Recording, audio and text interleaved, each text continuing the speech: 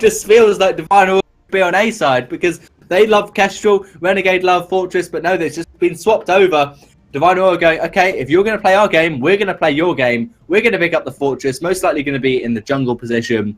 And now, I don't think Divine Aurora need to ban Catherine or Batiste because they'll just go with the same draft that Renegade went with in the last game and try and execute it the same. This is really interesting. They might go for the Rhyme ban. Rhyme's not great against Fortress, but it still might just to follow up what happened in the last game. That wouldn't be a bad decision. I think Catherine would also be quite a good ban. They're going to ban the Lyra instead, so yeah, they don't want to play it with Fortress. Fortress is actually quite good against Lyra because you have the bleed, but instead of that, they're just gonna ban it away.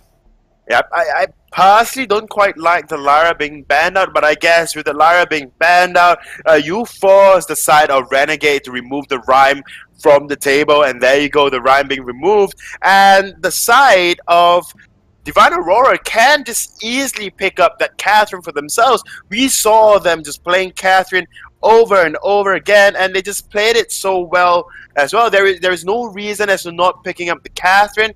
They're just so good on that particular hero. Although I personally, at this point in time, in this current meta, I think Finn is seeing an emergence for a reason, and the fortified health that's provided by Polite Company is just so strong.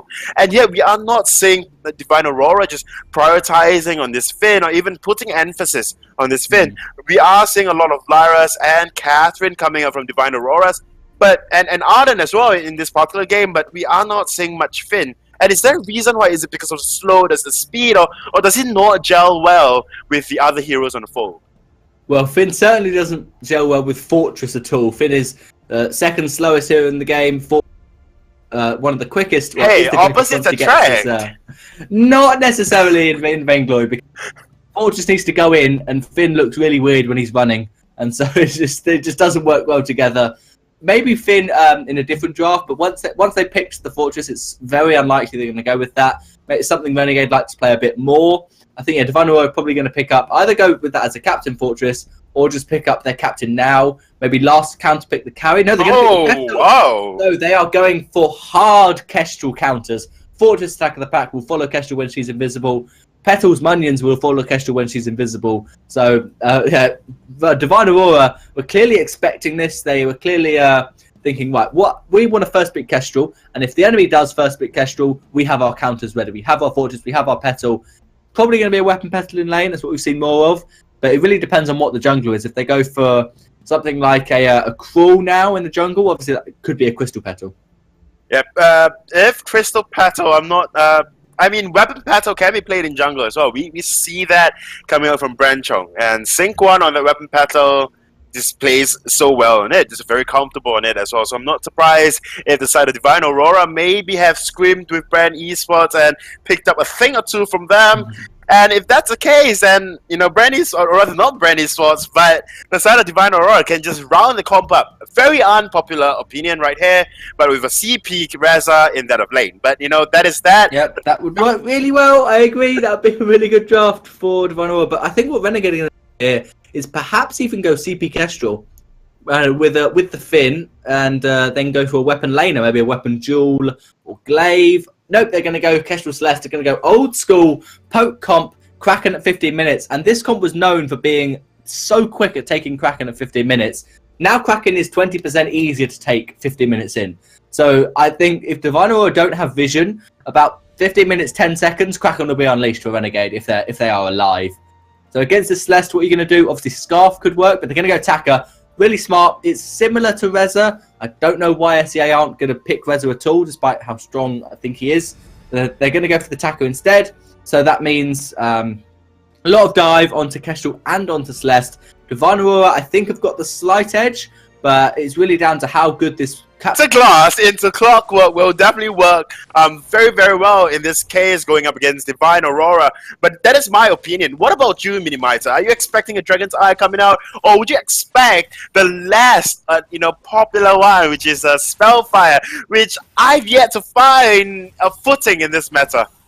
I think I'm yet to find a use for Spellfire on anyone. I suppose on CP Gwen, it can work quite well, similarly with CP Blackfeather. maybe as a 4th item, but I doubt it's going to be played at all on this Celeste, especially given how much burst Taka has. The real damage over time just is completely countered by his Kaku. If he goes in Kaku, Spellfire, now pointless, and it won't deal any significant kind of damage. I'm expecting Shinji to go Shatter Glass, maybe into Clockwork, maybe into Broken Myth, 3rd item, if Spitfire gets in defense. Tezaboy going to be forced to boots away, Kaisen over him. Will it be enough damage? Neonsi going to jump in, but there's a healing fast. Neonsi is going way too aggressive for that first blood, and in the end, does fall. Finn just far too tempting under turret. He was 1 HP, but he based him with the healing flask, and Neonsi taking too many turret shots, so I think that was just a slight misplay from Divine Aurora. Just, you saw how tempting Finn was, though.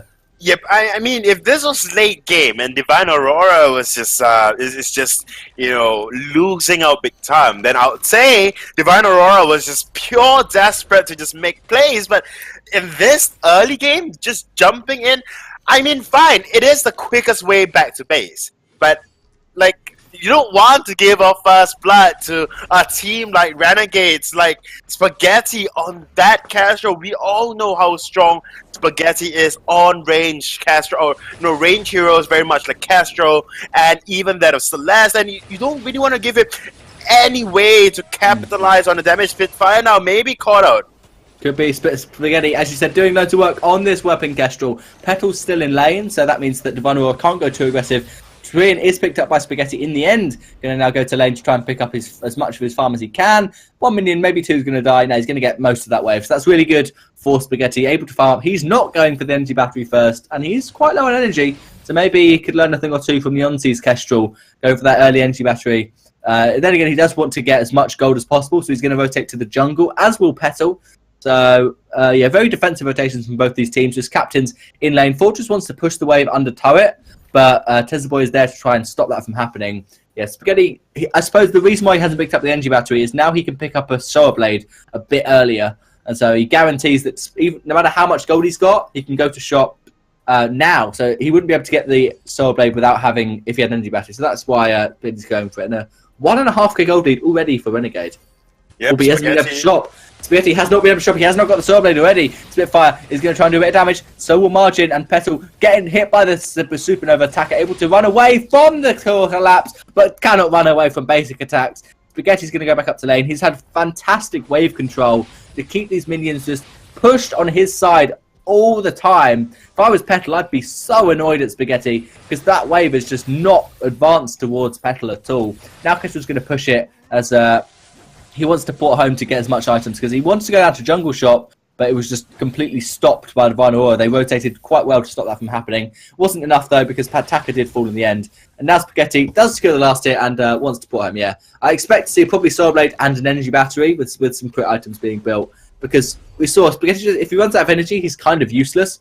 But now we're going to see the weapon infusion instead, so much more aggressive from Spaghetti than what Leonci does. Yep, and this is what we constantly see coming out from Spaghetti on his Castro. Every single time he has got a Sorrow Blade, he'll always want to buy and put an infusion in his pocket, just so when he needs to push, or just when Chingy actually picks up his own infusion as well. Taka picking Chingy. Chingy caught out 1 versus 3 basically in the Jungle Shop. A bit too busy trying to pick up Eve of Harvest as the first item. That I do not like, I'm going to be honest. One shot, going to be dodged out, but Turret is going to go down. Spaghetti in the end does do a nice rotation, but he could be in a lot of trouble. He's going to push the wave, this is risky. If he manages to port home, that'll be worth it. And yeah, they're not going to even try and catch him. He's going to try and go a tier 2 turret. He knows that Celeste is in a bad position. Spitfire is there. So Shingy could be caught out. Core Collapse does land onto Fortress, but not on Spitfire. Now Finn is there as well. And Shingy able to secure one hit back camp. Will he be able to get the second? No. Spitfire gets that. Expressor is available. Is Spitfire going to go in? No, he's not. Kestrel also on the other side of the map. He's trying to run away from Leonci. Leonci with those pets knows where Kestrel is. That is going to be a base attack and a glimmer shot. But where is Spaghetti? He's going to be caught out. The active coming on enough. Dragon Ball contract will be dropped by the Taka, and that is a nice kill for Petal. So well played in the end by Divine Aurora. So what do you think about this? And once again, Divine Aurora going to get Tezaboy just turning this game around, but still not that much gold in their favour. But they're now getting this gold mine. So what do you think about finally this Eve of Harvest pick on Celeste? I don't like it because it gives you 55 crystal power, and Clockwork actually gives you more CP than Eve of Harvest this patch. So Storm pretty late.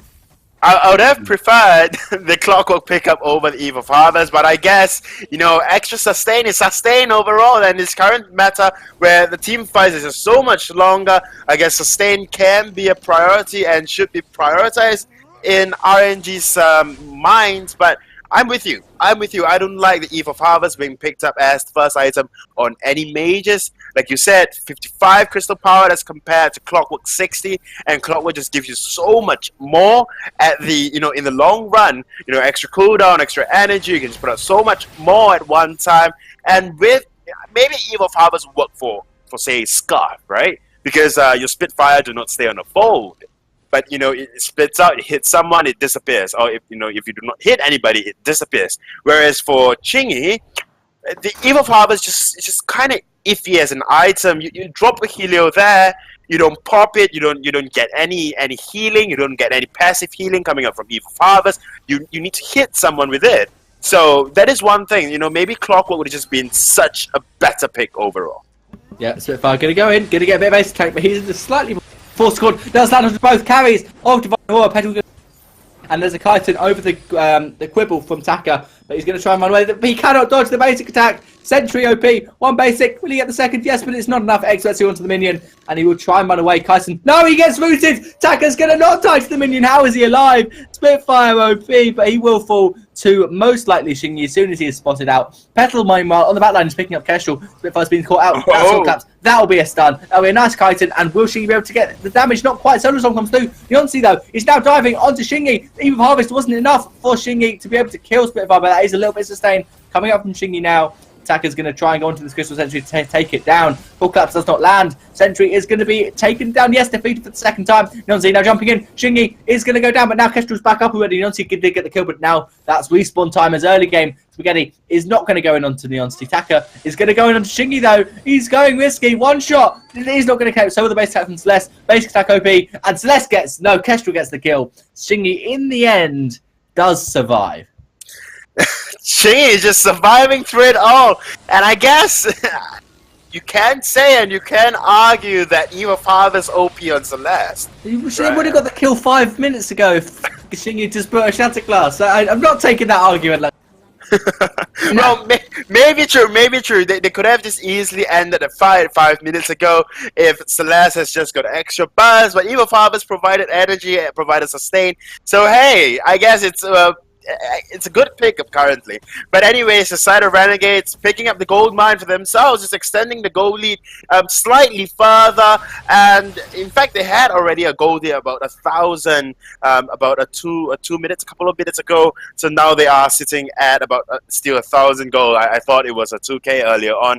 But I guess you know, Renegades still playing the slow game, just wanting Xingyi to get more items, and Xingyi going for that Broken Myth.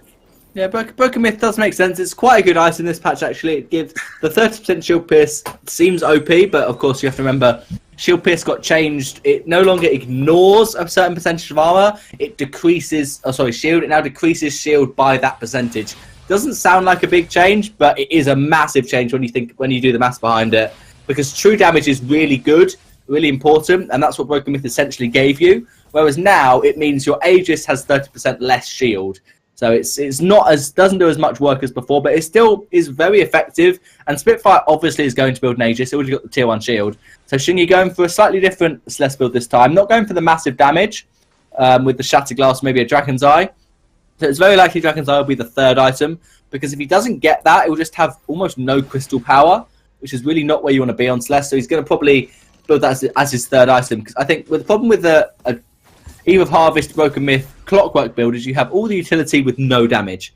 Because with that build you have about the same amount of crystal power as someone with a Shatter Glass and an Infusion. So you're really putting yourself behind in terms of CP just for a little bit more utility. So yeah, I think Dragons are most likely going to be that third item.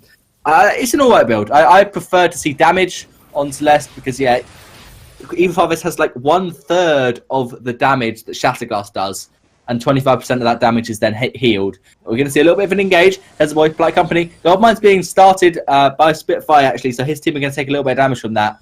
Scout Trap popped by Tezaboy, waiting to see who's going to go in. Spaghetti is not, because he wants to put home to get that second Tyrant's Monocle to be about a half full gold mine, about 200 gold, I think. Going to be paid out. I can't quite see, but looks like they're actually going to stop. Divine Aurora don't want to be the ones to take it, and it's just going to reset back to full. And so it was actually 3/4 full in the end, that gold mine, so a little bit more worth it for both teams to take. And Divine Aurora's looked to back off. Petal cannot afford second Tornado Sugar quite yet, 300 gold away. So yeah, both teams going to back off. Yep, I'm really liking the build coming up from Spitfire 101 on this Taka with that Shatterglass being picked up and not quite completing that Storm Crown as well. I mean, you do definitely need an early banner for just the extra clear speed, but you know, with that Shatterglass you can just put out so much more damage in the early game against squishies like Chingy and Spaghetti on their respective heroes. Very mage-like heroes, so your extra to your Kaiten will definitely hurt a bunch. But the issue, what I'm seeing here right now, is with the changes in health, then Spitfire really needs that Aftershock as well, somewhere in the line. If not, then at least that Dragon Eye, just for the extra 180 crystal power on top of the 85 as well. And that way, Spitfire can just put out so much more damage. But now a fight will be damage. Gonna expect one to Shingy, but there was a lovely call catch, a triple, quibble, and a Solar Storm played for side of Renegade, but in the end it's not that much damage being done. A Crucible and the Forced Accord meant that there wasn't as much burst as maybe they wanted. Shingy going to be dived on, a block from Spitfire this time, and another double quibble by Tezzerboy, playing this Finn so well. Neonsi taking a bit of hope from the Kestrel, going to try and put back as much as he can. One shot onto Margin in the end. Attacker trying to sneak if he can. Tezzerboy is quite low, so the Expertsu and Kaiten combo will kill him, but he has got a Fountain. Is it a bait? Tezzerboy's going low, but they're going to dive onto Kestrel instead. Fountain not used by Tezzerboy. That is going to be a dead Spaghetti. Shingy's the last one left alive. No damage. No sustain is not enough. And Neonsi's going to try and kite this sentry, and that will be a sentry and a gold mine for Divine Aurora. Well, that fight definitely, was a very long one, and you would think that the Eve of Harvest definitely allowed sustain for Spaghetti, Chingy, but it was just not enough because the amount of damage coming out from the side of Divine Aurora was just too much for, your Eve of Harvest to even sustain through you. And of course, the back off and then coming back. I must say, Tezzerboy played well in that team fight, but one big issue with Tezzerboy, and as we all know, and the entirety of Southeast Asia actually know this, the biggest weakness of Tezzerboy is not popping the fountain, if not then popping it way too late. And in this case, he was just not popping the fountain at all, and thus kind of causing the team fight. I would not say that was quite a team fight, went wayward, went southwards for the side of RNG. But Divine Aurora definitely played to their strength as well, going in, trying to take someone down. If they can't do it, they back off again, and they go back in again, because looking at the entire team comp, they do not quite have the sustain that Chingy has, or Tezzerboy has with a fortified health coming out from those polite companies. So they just need to work like assassins, they need to play like assassins, go in, come out, go in, come out, go in, come out, and that is what they did in the team fights, and they did it very, very well. Speaking of Assassin, Spitfire trying to sneak to the back line, but will be spotted out by a polite company, and he's going to back off. I was a bit worried that Spitfire was going to end up going for the Storm Crown just because of the slot efficiency that he had. So I was watching what he built, but he ended up building an Aegis and then working towards Aftershock. So that's really good. I wouldn't have liked Storm Crown, especially this late into the game. Tezzerboy will be spotted porting home. And so this could be a half full gold mine for Divine Aurora. Yeah, why not? It's 14 minutes in. Will they be able to get it in time? They have 5 seconds. Yeah, 5 seconds to half health. 5 seconds down to 0 health. Divine Aurora should be able to. No, maybe not. Will they get the burst? Yes, they will. Just barely. The Kraken awakens. Decent payout for Divine Aurora. That was close, but they did manage to pick up that gold mine. Put the gold to dead even. So from dead even to ever so slightly ahead in their favour. And Taka still not quite with the Aftershock needs. No, he's going to go Broken Myth. What? I have no idea what Spitfire's building. He's building into everything. Storm Crown, Aftershock, Broken Myth, all at the same time. But he wants that 12% shield pierce against the Aegis on Spaghetti and the tier 1 armor on Shingy. Then that would make sense. I mean, your piercing shard will help you, just reduce the amount of a shield coming out from Chingy and Spaghetti, or rather Spaghetti more than Chingy, because Chingy now just sitting on a light shield, not much defense overall. And now Kraken is being taken for a call, lands on Neonsi. Yeah, Crucible used a bit late, didn't actually block anything because Neonsi managed to trampoline away from the Quibble. But that's going to be a stun, double stun from the core collapse. Quibble is dodged out once again. The Kaiten by Taka over the storm, over the Celeste Ultra was actually really well played to tank that damage for Petal. Spitfire expects to win. Once again, dodging the stun this time, but that's the quibble. Will he be able to survive with the fountain? Yes, he will. Solar Storm not up. Neither is the one shot. Leoncy going very low. Forced to trampoline away so defensively. Has got 3 ult charges, but has no minions to heal himself up with. Now this is, look at this Kraken, is already up to a third, wait, sorry, I meant to say a half health, RNG, does so much onto this Kraken, and Martin's going to try and steal it, but I highly doubt he's going to be able to, not against this Celeste Kestrel, and now RNG with the Kraken buff, Renegade trying to go in, Tesla Boy is going to use that Flight Company, he's going to go aggressive, has not got the force record up, but it looks like they're going to, Renegade going to take the sentry, no, they're going to leave it, it's going to try and push this Kraken, possibly for the win. Kraken has a lot more health, and there's 4 turrets standing between them and the Vainglory. Yep, and we know that, Kestrel and Celeste are generally very, very good at objectives, and in that team fight, the Shattered Glass picked up by Chingy very late into the game definitely did pay off for him as well. Forzacon once again does land, and Margin not in a great position. Yonsei doesn't manage to trample it away. Kestrel going to be dealing loads of damage onto Yonsei in the end. Chingy did get died by Tekka, but it was not enough. Kestrel gets the shutdown in the end on Yonsei, and now Margin going to take this one-shot, one-kill to the face.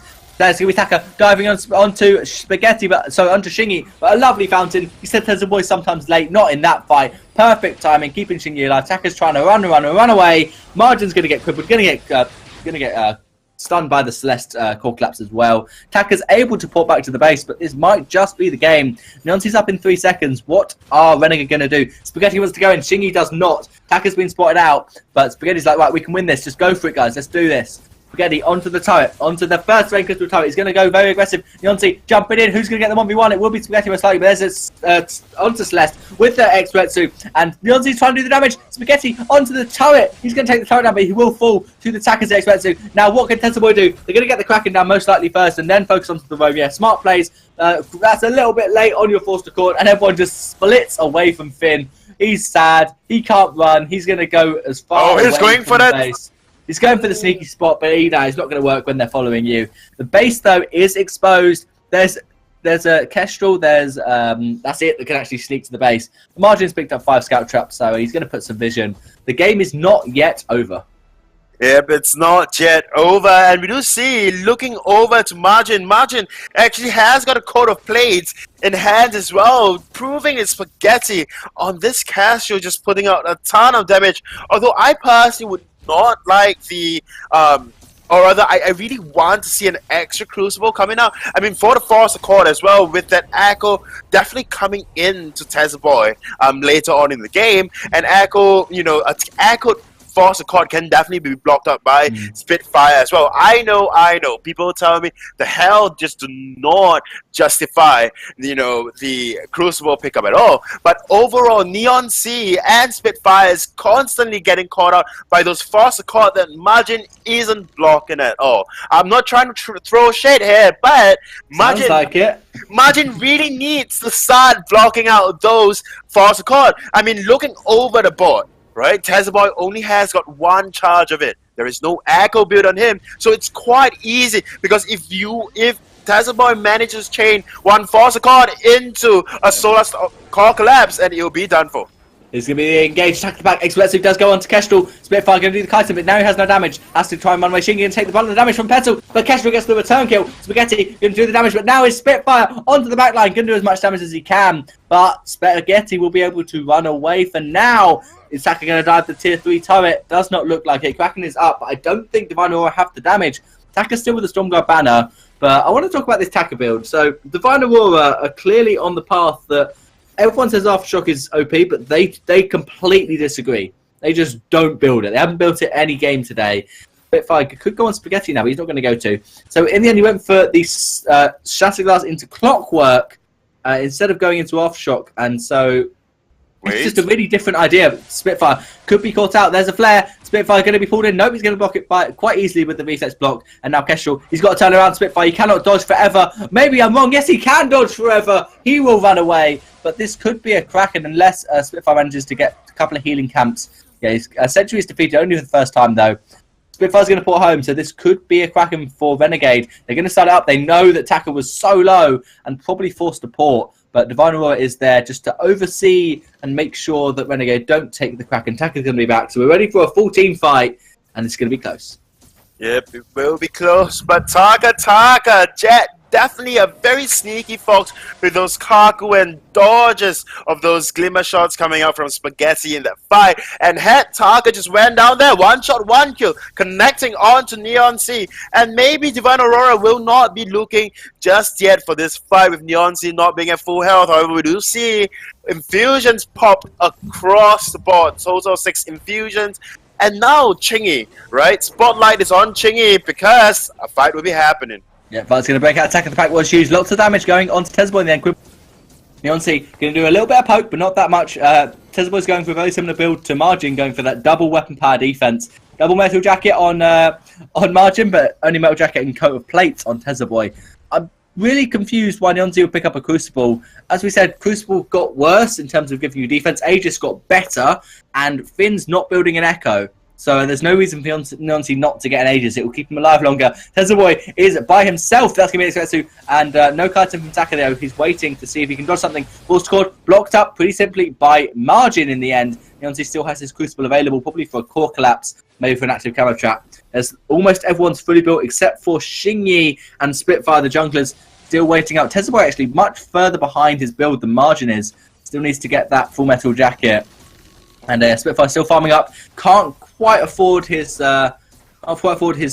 broken myth, and Neoncy is fully built on this on the petal. Kraken being so attack the pack used by Margin. That's 60-second cooldown, so it means they're going to go in. Neoncy taking a lot of damage though from the Celeste. Solar Storm comes through, and Celeste gets the Kraken, probably with the Solar Storm. Neoncy going to get the fountain, and the Kraken buff has been stopped. Taka trying to dodge away, will dodge away from the core collapse. Lovely jump from Neoncy. He's basically dead, but not before he gets the Celeste himself. Titan over there to come out. Double quibble by the Finn. Now Spaghetti is going to be expensive. That's an interesting block on the Force Accord, because why not, I guess. Now Spitfire going to try and run in on Spaghetti. Spaghetti going to try and kite for as long as he can. Active cover trap is down. Where's Spaghetti? There he is, doing the damage. Margin is the last one alive, but he's going to fall. Kraken's bearing down on the Vayne. In the end, Spaghetti's Kestrel on Renegade wins them the game.